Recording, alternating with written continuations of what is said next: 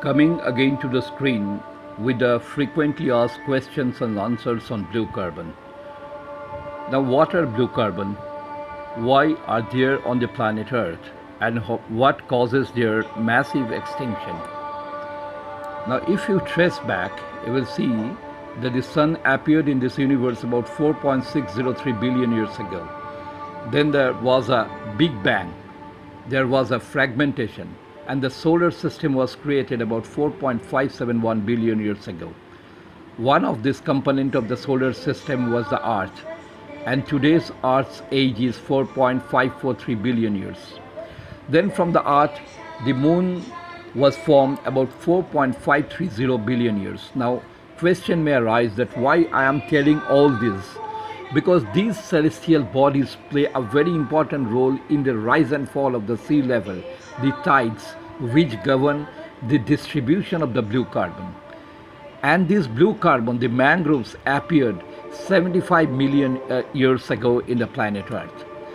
Now, if you see the entire scenario, you will see that the blue carbon is stored in the coastal and marine ecosystems, in the seagrass, in the salt marsh grass, in the estuarine mangroves, and in the underlying soil. Soil is a major reservoir of blue carbon. Now, this is the habitat of the blue carbon. During the flood current, the tide reaches at the maximum height, and during the ebb current, there is a recede of the tide.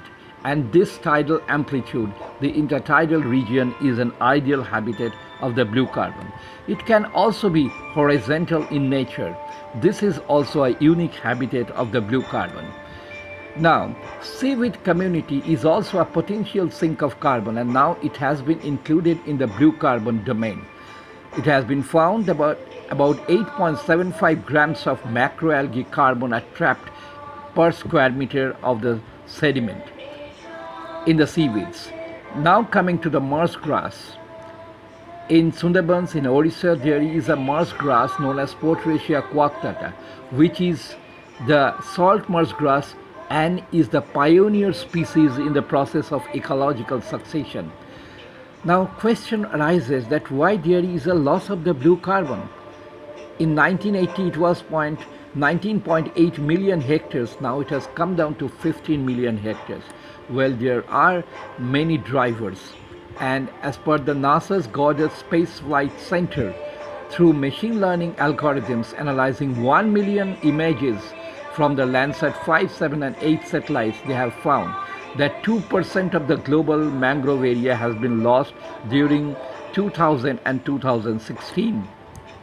Now, this is a map generated by NASA, which tells that mangrove loss occurs by the natural factors and also by the human factors. And these are the prime drivers: the settlement, the commodities, the non-production conversion, the extreme weather events and the erosions.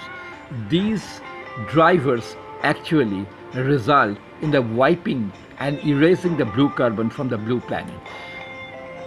And if you just analyze the global picture, you will see that outside the Southeast Asia, the human-driven factors is much more during 2000 and 2005, but as the age proceeds during 2010 and 2016, you see the natural factors has become very prominent in wiping the blue carbon.